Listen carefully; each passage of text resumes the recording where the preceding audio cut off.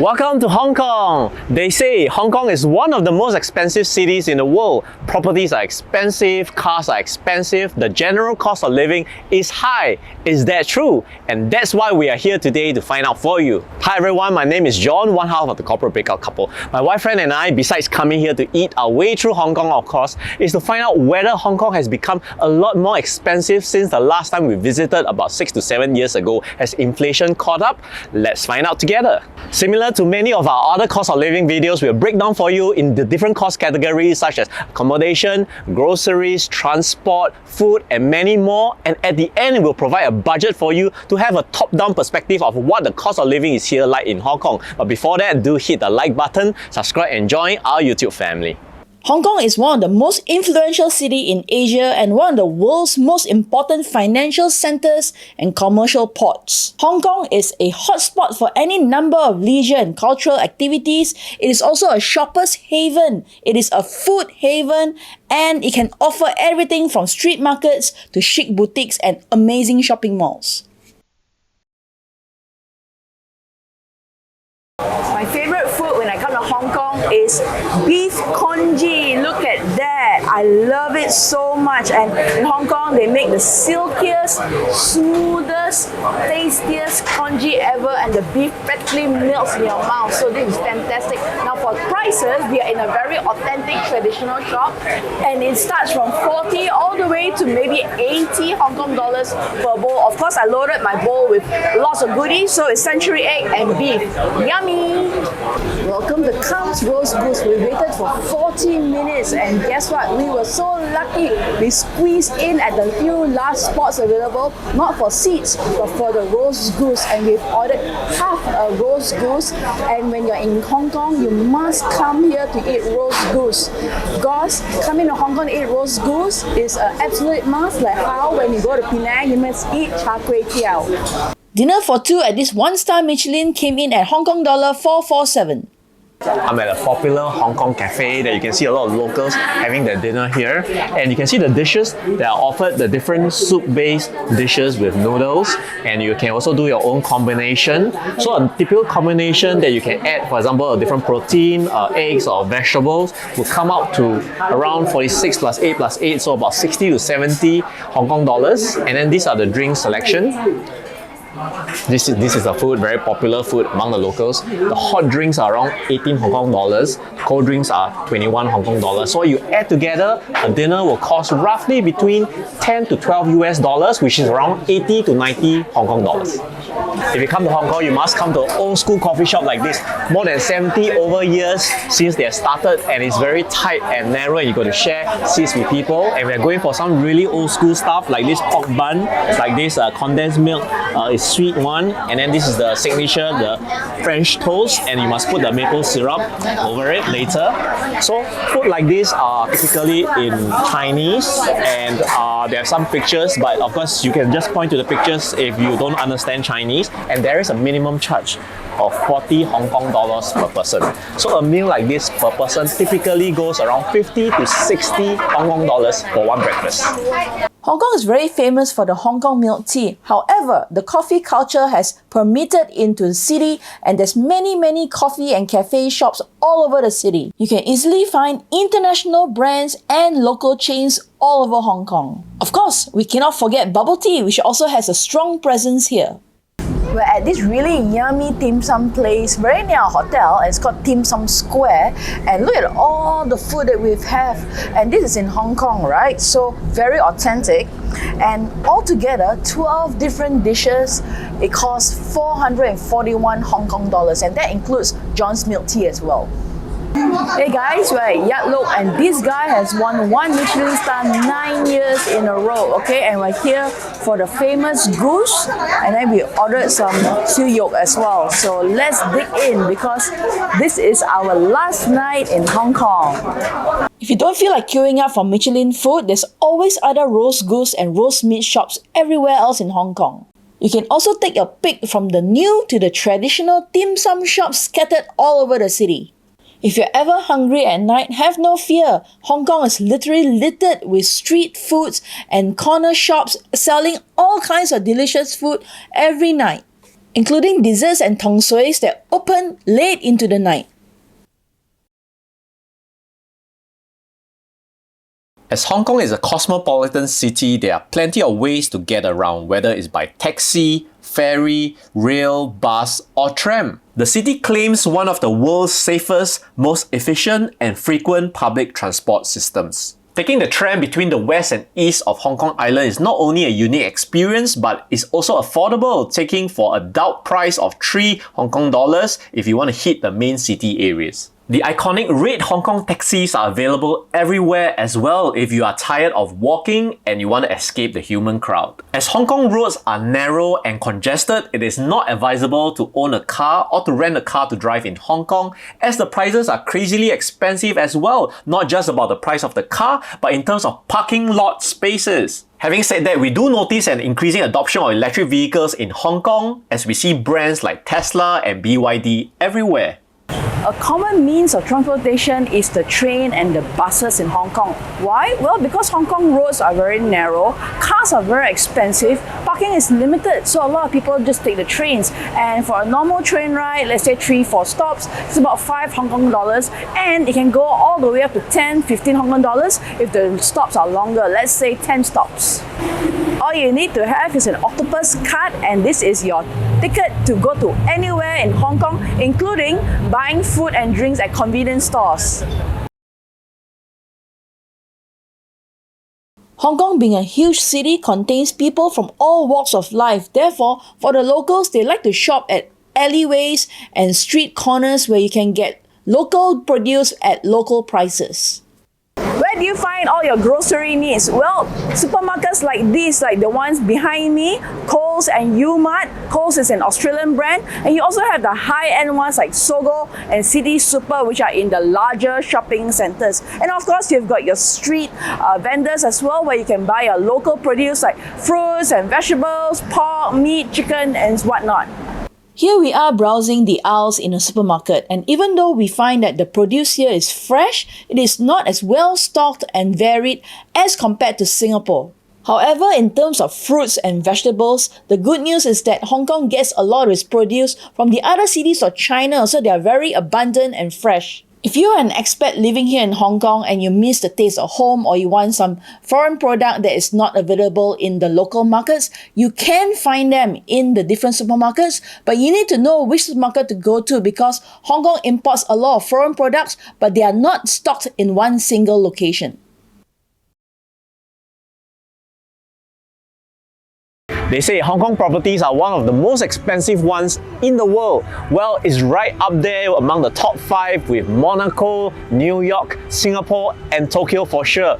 As land is scarce in Hong Kong, definitely real estate is really expensive, especially in the prime and luxurious neighborhood such as Repulse Bay near the beach, where the Hong Kong movie stars and the rich and affluent can afford, or the Peak, which is actually right behind at the hill where the rich and affluent can afford as well as Jiulongtang, which is Kowloon Tong, a very quiet neighborhood but exclusive in the outskirts of Hong Kong. And of course, there are a lot of other prime locations like Wang Zai, like Central, Causeway Bay, and Shangwan, which is very popular among the real estate investors as well. As space is a luxury, most Hong Kongers stay in a very tiny apartment. Let's say you are single, you're only squeezing into a 200 square feet apartment, and let's say a family of 3 or 4, you're looking at around 400 to 500 square feet apartment size. So if you're thinking about renting here in Hong Kong, expect small toilets, tiny living rooms, and small kitchens to support your needs.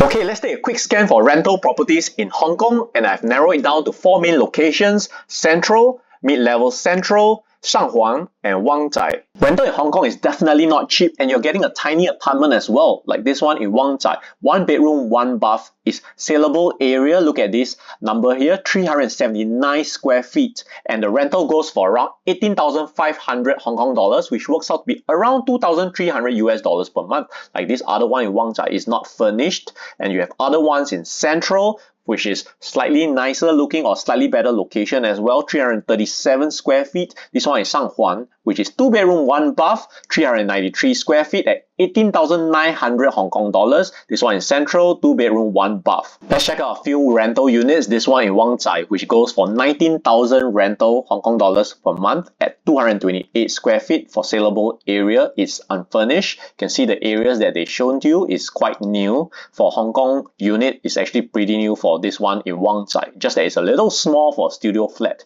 And you have another one that's in Shanghuan. Shanghuan is also very prime. This one is bigger at 403 square feet at 20,000 Hong Kong dollars per month. This is what it looks like, and it comes furnished as well. And some of the units are furnished, some they are not. So you do need to cater if you intend to rent unfurnished. Some cost, of course. And then this last one, which is in Central, unfurnished, very newly renovated as well. And this shows you all the different floor areas with the different amenities that you need in Central, which goes for 19,000 Hong Kong dollars.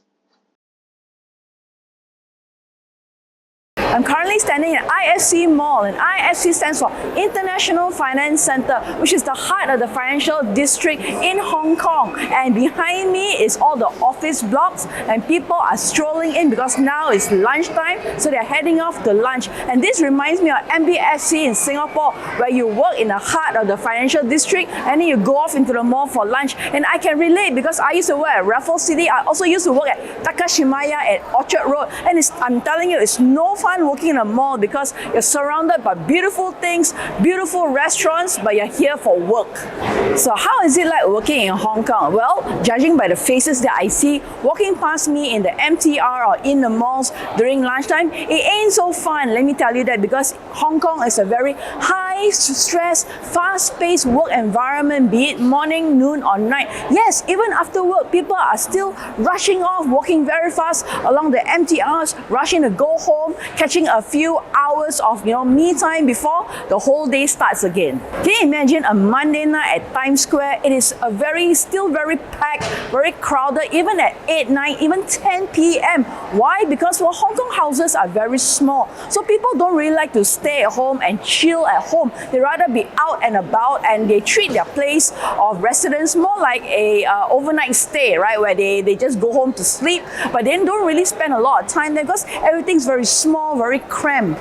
Unless you're very wealthy and you can stay in a 3-4 bedroom condominium, a lot of people rather spend their time outside, where they can eat, they can meet their boyfriend, their girlfriend, their partners, they can take a stroll, they can go shopping, and then they go home to rest. There are around 360,000 expats living and working here in Hong Kong, and their annual package is around 250,000 US dollars per annum.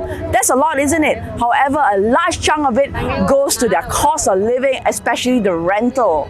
With a higher pay package, it's very tempting to increase your standard of living, and why not? Hong Kong is such a metropolitan city with lots of Michelin-starred restaurants, high-end shopping. Look at what's on my right. Look at all these luxury brands, and with a 250,000 annual salary, you can easily afford it. And of course, you can take many international flights because Hong Kong is an international hub. I have friends who have been posted from Singapore to Hong Kong, Malaysia to Hong Kong, but guess what? Their careers aren't forever there. Usually they'll stay 2-3 years and then they'll come back to either Malaysia or Singapore with a huge pay increment. So Hong Kong is a great step ladder to a fantastic career. Welcome to the budget building section, where I'm going to build a budget for the monthly living expenses of a foreigner and expat who's working in Hong Kong, and this includes the basic needs and wants. And some assumptions here: this person shares a house rental cost with his partner or her partner, and some of the food costs that they share cooking at home. Under the food category, the assumptions are this person will be mostly eating out and cooking at home sometimes. So 20 days of eating out at street cafes like your Hong Kong cafes, your food courts, and also your roadside restaurants, which are typically cheaper. 2 to 3 days worth, 8 meals of eating out at Western cafes, more upmarket, and restaurants as well. And 8 days of cooking at home like the weekends. Here's the cost breakdown per day for the 20 days of eating out for the 3 meals at street cafes and food courts. For breakfast is at 60 Hong Kong dollars per meal, including the drink. Lunch is at 70 Hong Kong dollars and dinner is at 80 Hong Kong dollars. And the whole day you can afford 1 milk tea at 20 Hong Kong dollars, bringing to a total of 230 Hong Kong dollars per day, which is at 29.50 US dollars. Here's the consolidation of the food cost per month, which is 20 days of eating at street cafes, food courts at 230 per day times 20, that's 4,600 Hong Kong dollars per month. 8 meals of eating at Western cafes, restaurants, 250 per meal times 8, that's 2,000 Hong Kong dollars. 8 meals of, or rather 8 days of cooking at home with quality ingredients. We've shown you the grocery video earlier. The estimated amount per day is at 250 Hong Kong dollars. 8 days that works out to be 2,000 Hong Kong dollars. The total amount on food will be 8,600 Hong Kong dollars per month, which is at 1,102 US dollars. For the transport cost, this working foreigner will be taking the MTR mostly, the train, followed by some buses, local buses, as well as some taxi rides. So to be efficient with a cost, this person will invest in 40 single journeys that you can travel within the city lines with this City Saver card at 445 Hong Kong dollars per month, and the single bus MRT 10 trips is around 10 Hong Kong dollars per trip times 10, that's 100 Hong Kong dollars. Taxi rides cost roughly around 100 Hong Kong dollars per trip for 10 to 15 kilometers. So that will be 6 trips, which will be 600 Hong Kong dollars, working out to be a total of 1145 Hong Kong dollars, which is 147 US dollars per month. For accommodation, for the monthly rental for this working foreigner, I've shown you quite a few examples. Earlier on, the assumptions are we're going to cater for a location in Central or Shanghuan, a 1-bedroom unit that will be shared with the partner. The cost of the monthly unit will be at 22,000 Hong Kong dollars, which I've catered some costs for furnishing, and that works out to be 2,820. This is the total cost of the rental unit. So half of that, which you are sharing with your other half, will be 11,000 Hong Kong dollars. The household utilities, electricity, water will be shared, so that's 600 Hong Kong dollars. Internet at 500 Mbps, of course you can go higher. I'm putting at 600 divided by 2, 300 Hong Kong dollars. Of course it can be higher as well. Handphone bill as well, 200 Hong Kong dollars. It can be lower, it can be higher as well. This is an estimate. And the household items that you share with your other half, 1,002 divided by 2, 600, and this works out to be a total for the accommodation category at 12,700 per month at 1,628 US dollars for this working expat. As this budget includes the total monthly living expenses of the working expat, so this includes basic needs and wants as well. This is the wants category, which I included short trips to China and Macau because they are just next door. Shenzhen is just next door, Guangzhou is just next door, so is Macau. So you can go there about 6 times a year. Each cost will roughly set you back about 4,005 Hong Kong dollars per person times 6, that's 27,000 dollars per year, and estimated 22,500 per month. So gym membership, it ranges between 6, 7, all the way to 1,000-ish per month in Hong Kong dollars. So I'm catering 700 here, and others for shopping, entertainment, and there's plenty of attractions in Hong Kong as well, like the Ocean Park, like the Hong Kong Disneyland. So I cater some budget for that, which is at 4,850 Hong Kong dollars per month. Note that I didn't include international travels for your home country or your holidays outside of Hong Kong, and insurance from your home country as well. So this works out to be 7,800 per month, which is 1,000 US dollars per month. Finally, putting the entire budget together for this working foreigner for all basic needs and wants, which are the monthly living expenses. For food and groceries, we catered 8,600. For transport, taking MTR mostly, 1,145 Hong Kong dollars. Accommodation, which includes the rental, all miscellaneous, including the household items, will cost you 12,700 Hong Kong dollars. Medical, we're assuming is covered by your company that you're working at, so $0 there. For once, I've catered 7,800, bringing to a consolidated total of 30,245 Hong Kong dollars per month, which is at 3,878 US dollars per month.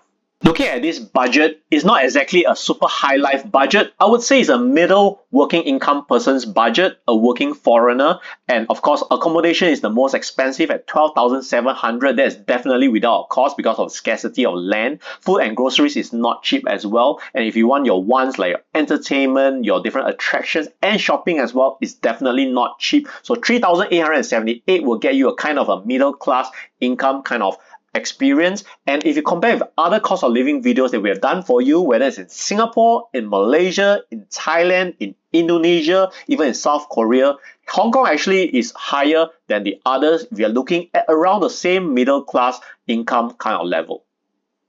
There you have it, cost of living in Hong Kong in a nutshell. I hope we have given you a good representation of the various prices across this wonderful city.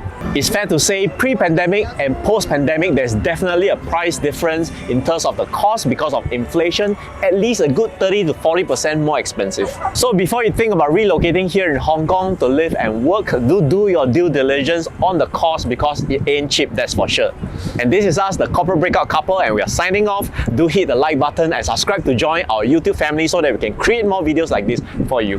Bye bye! Hey, do join us for our free masterclass webinars where you are up your financial literacy, break out the corporate rat race, and gun for your financial independence. Do register for it now.